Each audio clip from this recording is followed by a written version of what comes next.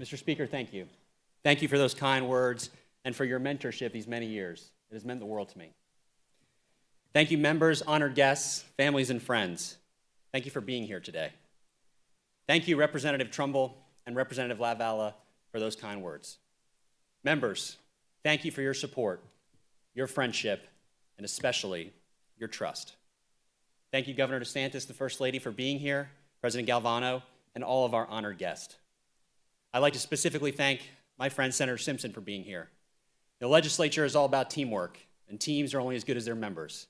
I'm blessed to have a teammate in you, Wilton. I'm looking forward to your designation in a few weeks and for the opportunity to work together with you for the next several years. To the most important person in my life, my wife Shannon, our two boys, Prescott and Conrad, my parents, and our family. I could stay up here from now until the end of time to say thank you, and it truly wouldn't be enough. I love you all.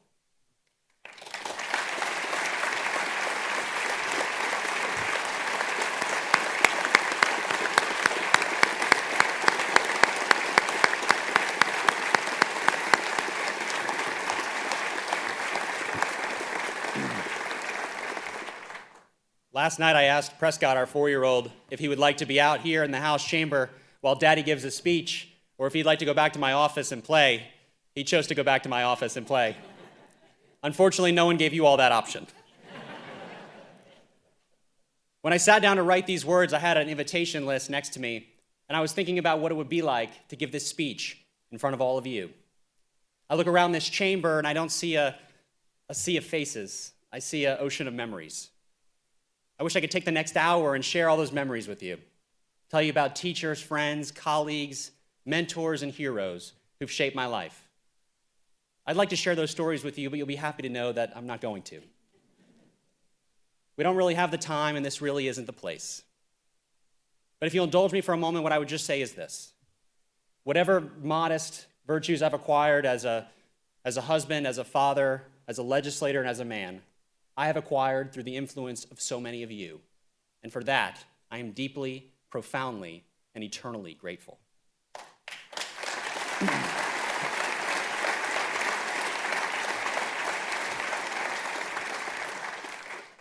I do want to share a story with you, but it is not one about me. Rather, it is a tale of two worlds. In one world, it is truly the worst of times. The people who live in this world are angry, frustrated, judgmental. They're unwilling to listen, unable to learn, incapable of saying the words, "I was wrong." It's a world of perpetual grievance. It's a world that exists inside our phones and on our screens. It's the world of Twitter, Facebook, 24-hour news cycles, newspaper editorial pages, and opinion writers. It's the world of political news junkies and social media addicts. A world where they are lost in their own fantasy world, imprisoned in ideological prisons of their own creation. A world where they act intolerant in the name of tolerance and promote venom in the name of virtue. A world where feelings matter more than facts and truth is routinely trampled out by self-righteous mobs. A world with constant interaction that somehow produces profound feelings of isolation and loneliness. But there's another world. It's the one we experience when we put down our phones and we step outside our front doors. It's the world that we live in our communities, in our neighborhoods, in our places of worship. See, in this world, people don't spend their time spewing an endless stream of words. They spend their time doing things. This is a world filled with work and with purpose, where people fight for a better life for themselves and their families. I am not naive enough to think that it is the best of times in this world. The world we live in has plenty of intractable problems. But what's important is that in this world, we can actually still recognize what those problems are. We are appalled by violence, lash out against injustice, and when faced with tragic circumstances, we strive to bring light into the darkness. I don't bring this up just to bash social media or the clickbait-obsessed media, but to talk about what those two worlds mean for the work we do here in this chamber. Allow me to tell you about two other worlds. In the worst of times, there's Washington, D.C., a place that lives inside the centrifuge of the virtual world, where every piece of minutia is dissected, analyzed, and recycled by talking heads with the rabid fanaticism of grammarians fighting over the placement of a comma. There are no sites that are more telling or more depressing than a congressional hearing.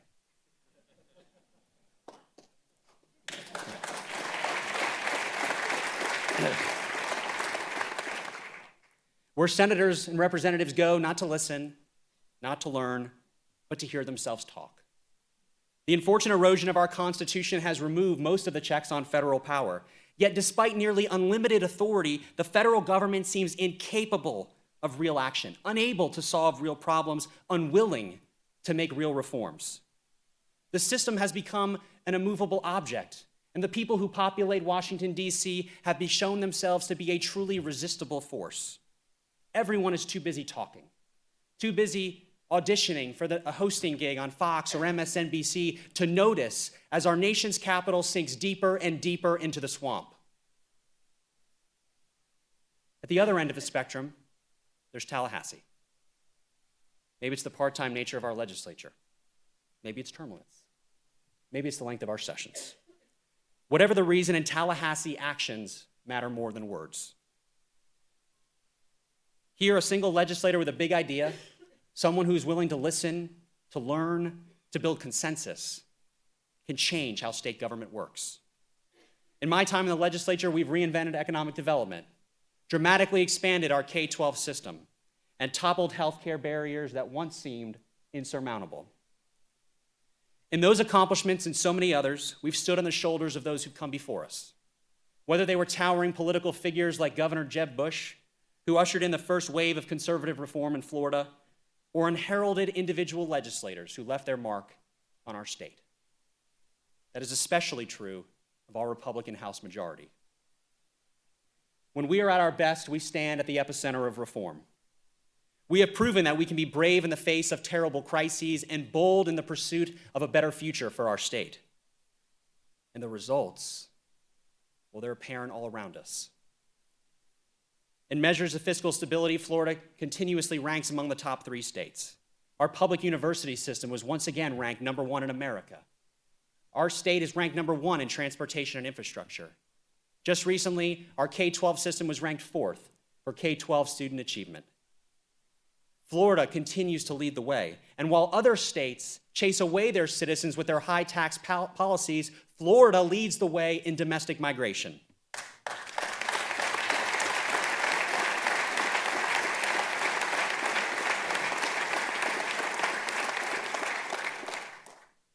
You wouldn't know any of that if you spent your time on social media or reading newspaper editorial pages. But if you stepped out into the sunshine, you know that Florida is a destination, a place that people want to be, want to visit, want to work, and want to live. We should be proud of our accomplishments, but we should not rest on our laurels. And we cannot, like the virtual world, cast blame on others while ignoring our own failings. Members, we have a spending problem.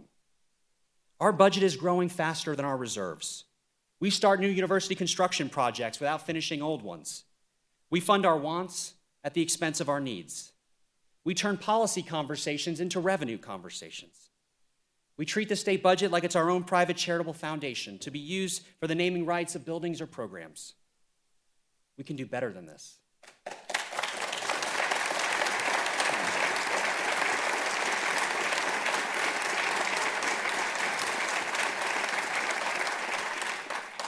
We need to increase our reserves and create a new fund for disaster recovery. There is no excuse not to be prepared for the next storm or the next recession.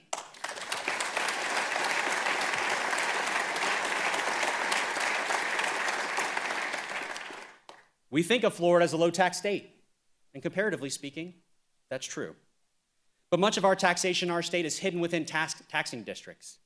If we laid out a chart with all the taxes, local assessments, and fees, it would create a web so complicated you would think that we were a federal government agency. This House, over the last few years, has led the way in exposing the misuse of tax dollars.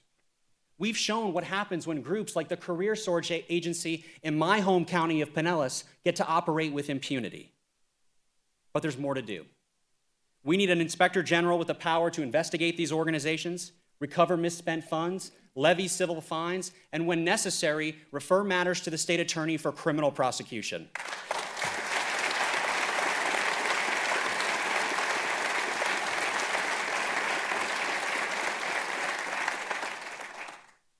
Tax dollars don't belong to any district or board. They don't belong to local government, and they certainly don't belong to us. They belong to the hardworking people of Florida.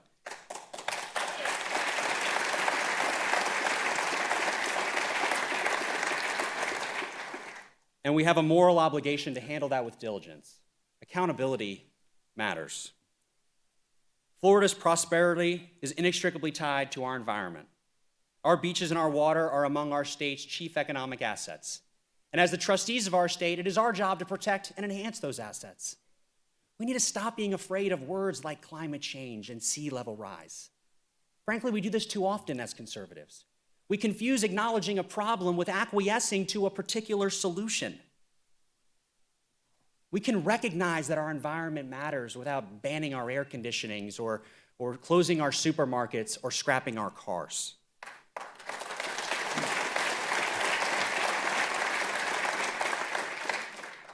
Floridians aren't interested in the utter nonsense of the Green New Deal, but they do want good jobs, clean water, and ample sandy beaches.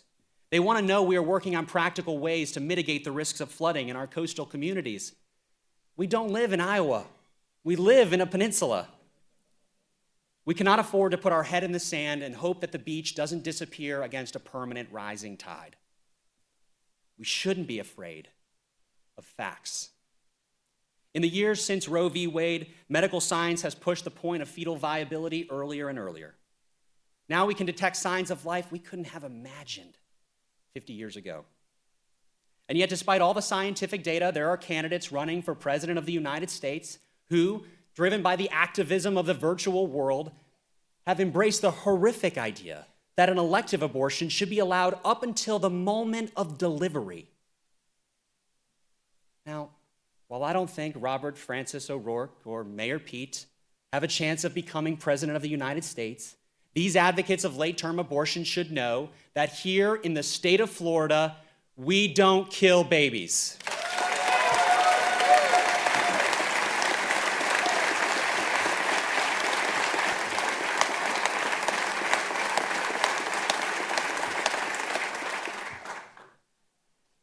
Life matters. We've done so much in K-12 education, and there remains more to do. We must continue to experiment, to blaze new trails, to push against the status quo. But in doing so, we should not fall into the sinkhole that long again swallowed our Democratic colleagues, the belief that government can single-handedly solve every problem. A world-class K-12 system is a game-changing goal.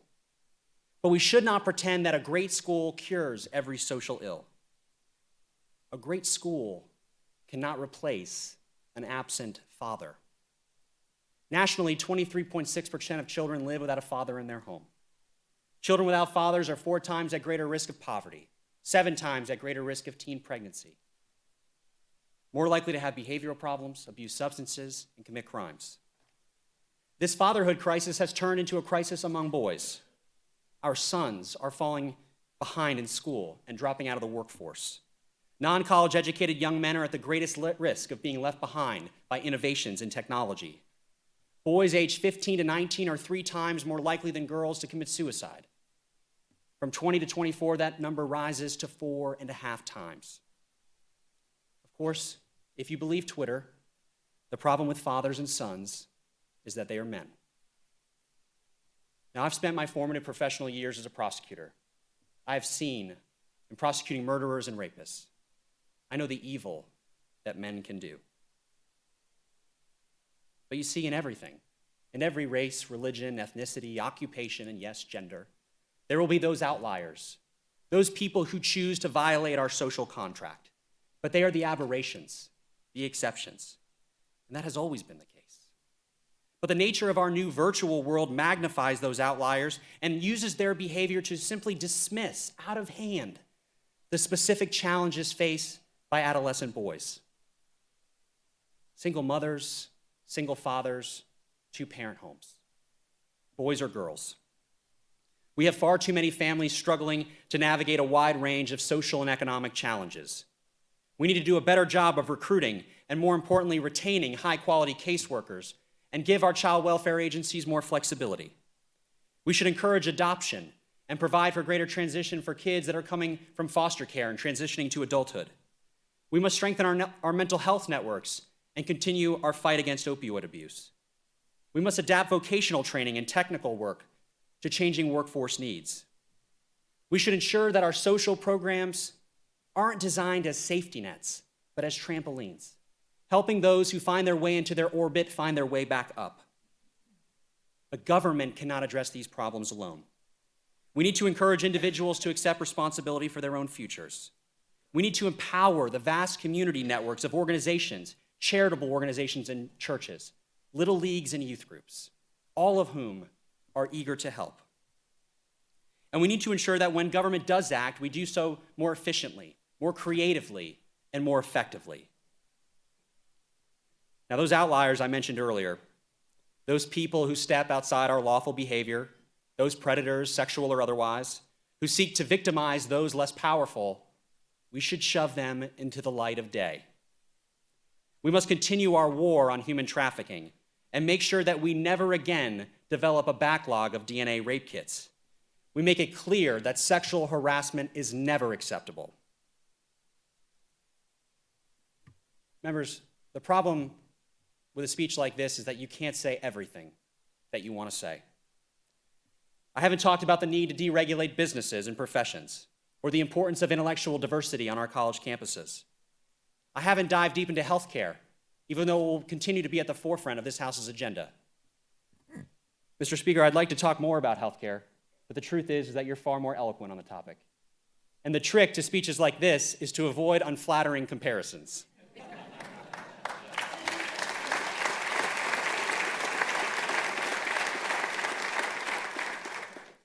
I haven't talked about how we need to build on this House's radical data transparency initiatives in healthcare and criminal justice, and the need to open new data sources across government.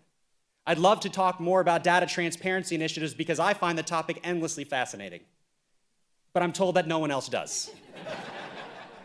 And the trick to speeches like this is not to put you all to sleep. And members, I may not have mentioned the policy that's most important to you. Don't read into that oversight. Please know that the issues that are important to you are important to me. I don't stand up here today because I know all the right questions to ask or because I have all the right answers. I know that I don't. I'm not up here today to tell you what our agenda should be in the next term. We will do that together. But I am up here today to say what we do together needs to matter.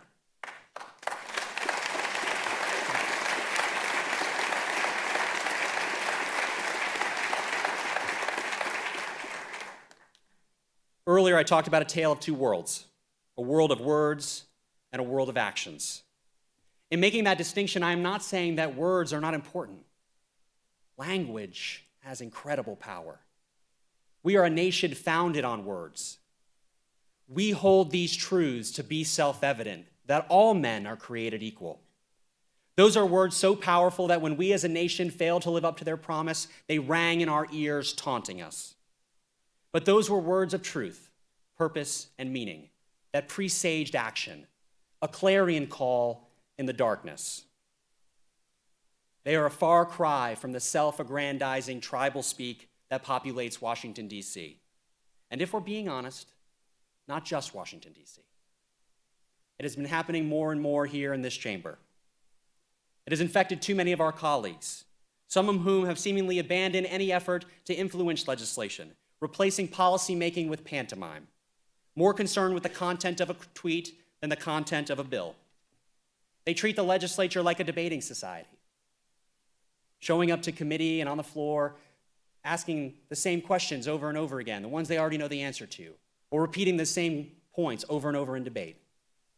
They sometimes play to the cameras without ever grappling with the age-old existential question. If you make a speech on the Florida Channel and no one is watching, did you ever really make a point?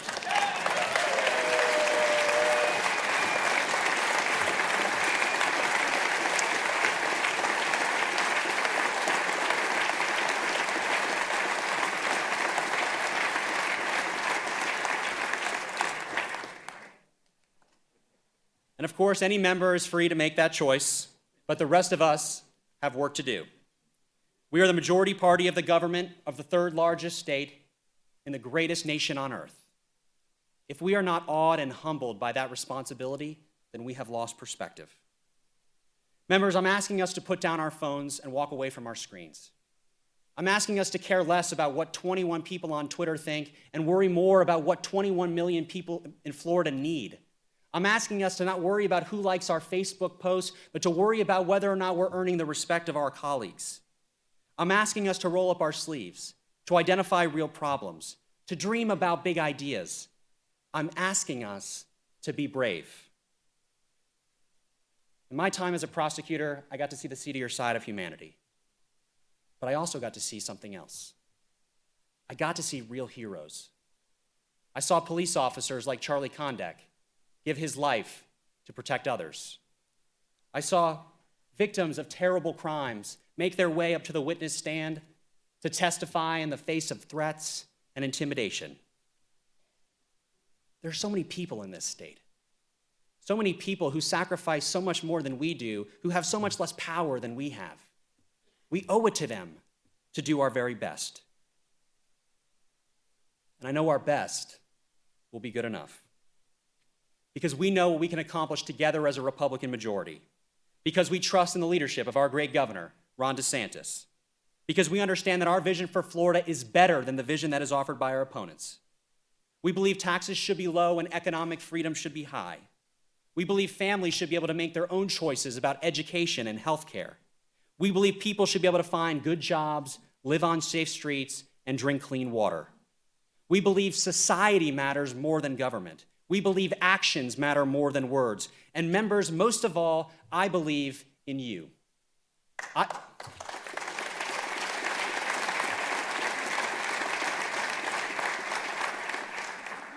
I believe that the next big idea that will shape this state will come from someone in this room. But to make that a reality, we need to stand together. We need to keep pushing, keep reforming. Because if we can do that, if we can keep our feet firmly planted in the real world, then one day things in our state that are bad will be better. Things that are good will be great. And things that are great will be astonishing. So that in this world, in this state, our children and their children will see the legacy of the choices we make, and they will be able to say, truly, they are living in the best of times. Thank you, God bless you, and God bless the great state of Florida.